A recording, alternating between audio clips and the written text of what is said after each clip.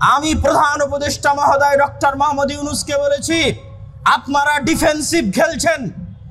বাংলাদেশে যেখানে কোনো সমস্যা নাই সেখানে এত ডিফেন্স খেলার দরকার নাই। এই দক্ষিণ এশিয়ায় আরো যে দেশগুলো আছে যারা ভারতের আগ্রাসনের শিকার, ভারতের আধিপত্যের শিকার, নেপাল, ভুটান, মালদ্বীপ, শ্রীলঙ্কা, পাকিস্তান, তাদেরকে সাথে করে নিয়ে শক্তিশালী সার্ক গঠন করুন। বাংলাদেশের মুসলমানেরা স্পষ্ট করে বলে দিতে চায় যে আমাদের সীমান্তগুলো যদি বন্ধ করে দেওয়া হয়, আমাদের আমদানি রপ্তানি যদি বন্ধ করে দেওয়া হয়, আমাদের বিদ্যুৎ, চিনি, পোশাক থেকে শুরু করে প্রয়োজনীয় যে কোনো পণ্য যদি বন্ধ করে দেওয়া হয়, তাতে বাংলাদেশে পণ্য দ্রব্যের মূল্য যদি লাগামহীন হয়ে যায়, বাংলাদেশের মুসলমানেরা যদি ক্ষুধার্ত থাকে, পিপাসার্ত থাকে, তাহলে ক্ষুধার্ত পিপাসার্ত অবস্থায় আমরা শহীদে মৃত্যুবরণ করতে রাজি আছি, কিন্তু বাংলাদেশের স্বাধীনতার সার্বভৌমত্বের সাথে চুল পরিমাণ আপোষ হবে না ইনশাআল্লাহ।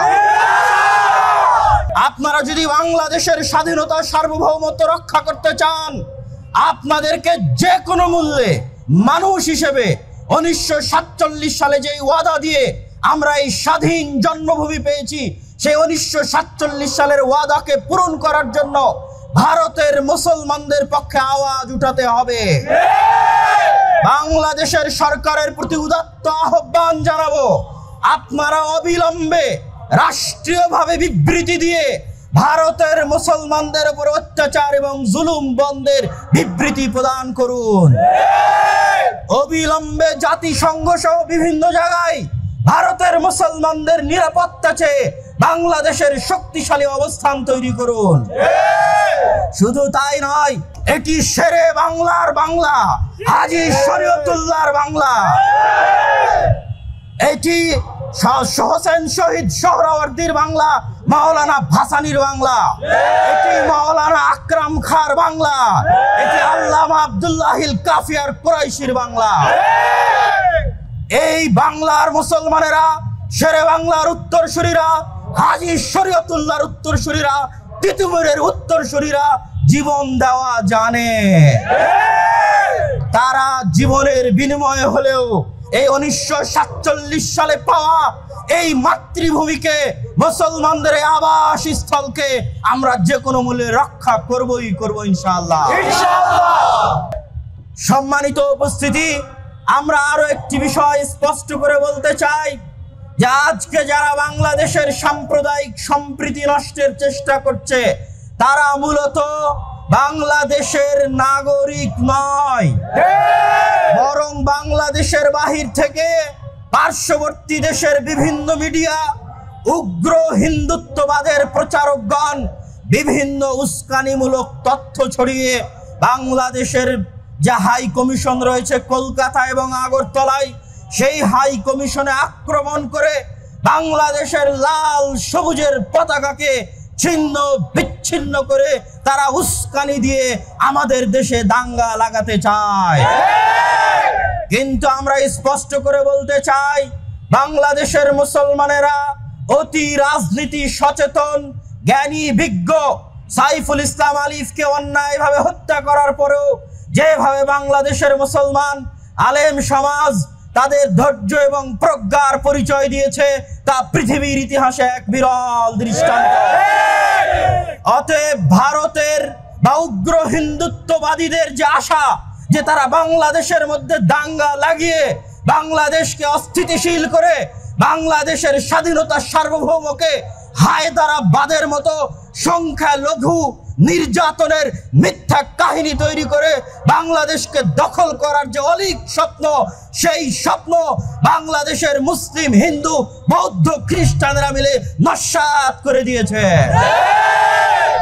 এবং আমি আরো স্পষ্ট করে বলে দিতে চাই, এই ধরনের অপপ্রচার এবং উস্কানি যত বেশি চলবে, বাংলাদেশের ঐক্য তত দৃঢ় হবে ইনশাআল্লাহ।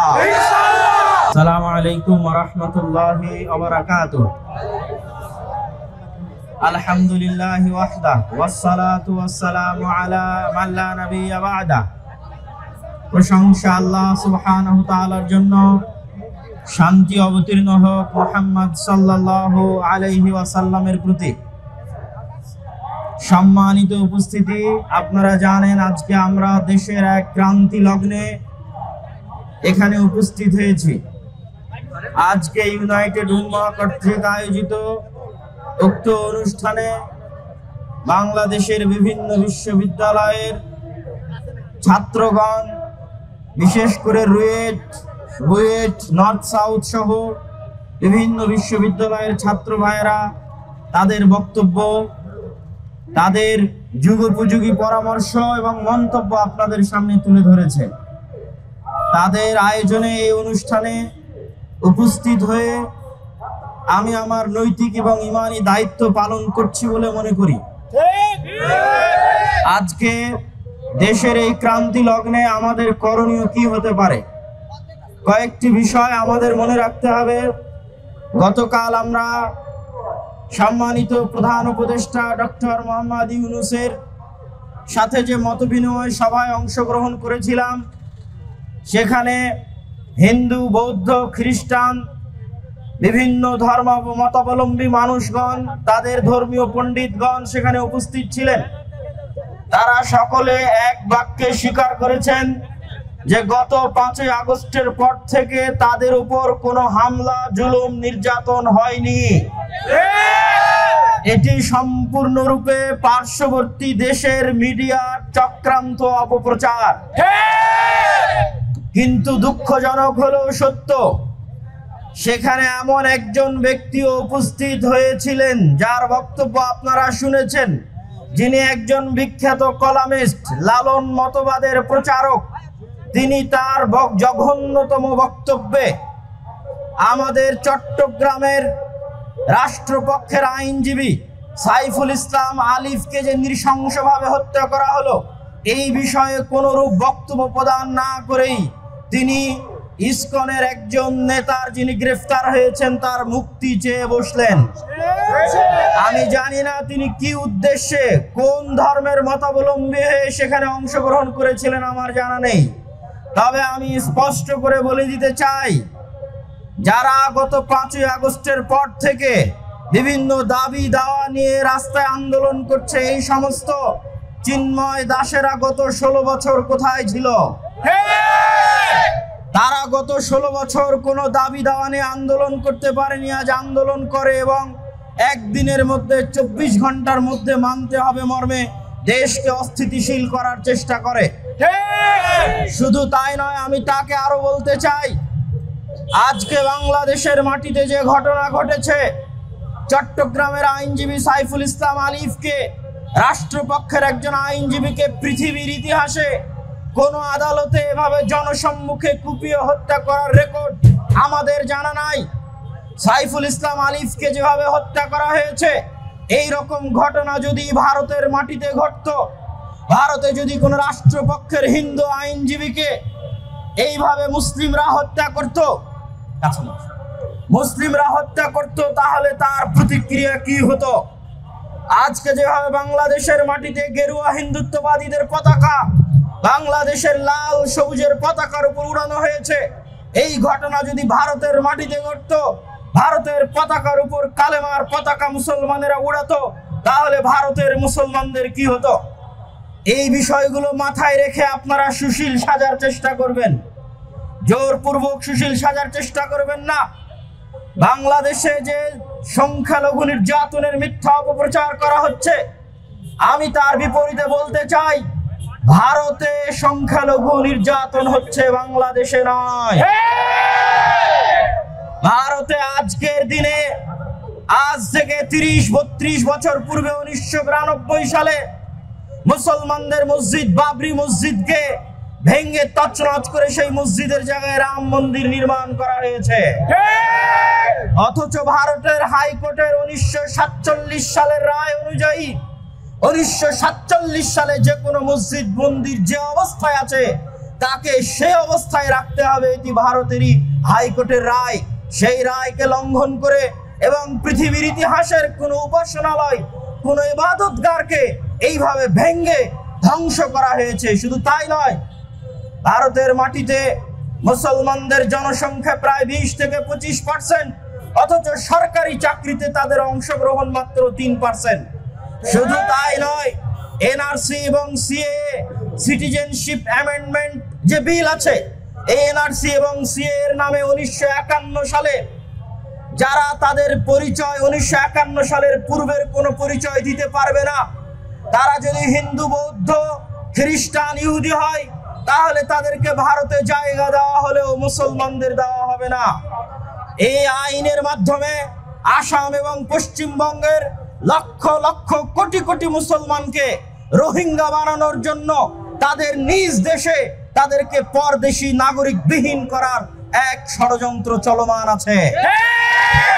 শুধু তাই নয়, ভারতের মুসলমানদের মুসলিম পারিবারিক আইন, ভারতের মুসলমানদের যে ওয়াকফ বোর্ড, এই ওয়াকফ বোর্ড এবং মুসলিম পারিবারিক আইনকে নিষিদ্ধ করার, বন্ধ করার অপপ্রয়াস এবং ষড়যন্ত্র চলমান আছে।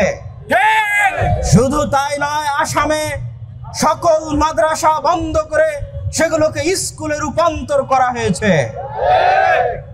কাশী, মথুরা, বানারস, সাম্ভাল সহ অসংখ্য মসজিদকে মন্দিরে রূপান্তর করার প্রচেষ্টা চলমান আছে। এই সমস্ত সংক্ষিপ্ত তথ্যের আলোকে বলতে চাই, বাংলাদেশে এরকম কোনো নজির নাই যে বাংলাদেশে কোনো মন্দিরে মুসলমানেরা হামলা করে সেই মন্দিরকে মসজিদ বানিয়েছে। বাংলাদেশে এরকম কোনো নজির নাই যে কোনো হিন্দুকে মুসলমানেরা পিটিয়ে হত্যা করেছে, কিন্তু ভারতে অসংখ্য মুসলমানকে গরুর গোশত রাখার কারণে, জয় শ্রীরাম না বলার কারণে গণপিটুনি দিয়ে হত্যা করা হয়েছে। তাহলে সংখ্যালঘু নির্যাতন কোথায় হচ্ছে? বাংলাদেশে না ভারতে? অতএব সংখ্যালঘু নির্যাতনের বিচার কোথায় চাইতে হবে? অতএব শান্তিরক্ষী বাহিনী কোথায় পাঠাতে হবে? আজকে ইউনাইটেড উম্মাহ কর্তৃক আয়োজিত আজকের এই অনুষ্ঠানে উপস্থিত প্রত্যেক বিভিন্ন বিশ্ববিদ্যালয়ের যে ছাত্র প্রতিনিধিরা উপস্থিত হয়েছেন, তাদের শুকরিয়া আদায় করত। উপস্থিত আইন শৃঙ্খলা বাহিনী, সাংবাদিক ভাই এবং বিভিন্ন মিডিয়া যারা উপস্থিত হয়েছেন, তাদের শুকরিয়া আদায় করত। আমরা আজকে আমাদের এই শান্তিপূর্ণ মানববন্ধনের এখানে ইতি টানছি। আল্লাহ সুবহানাহু ওয়া তাআলা আমাদের বাংলাদেশের স্বাধীনতাকে স্থায়ী করুন, আল্লাহুম্মা আমিন। আল্লাহ আমাদের বাংলাদেশের মুসলমানদের জন্য এই আবাসস্থলকে শান্তি এবং নিরাপত্তায় পরিপূর্ণ করে দিন, আল্লাহুম্মা আমিন।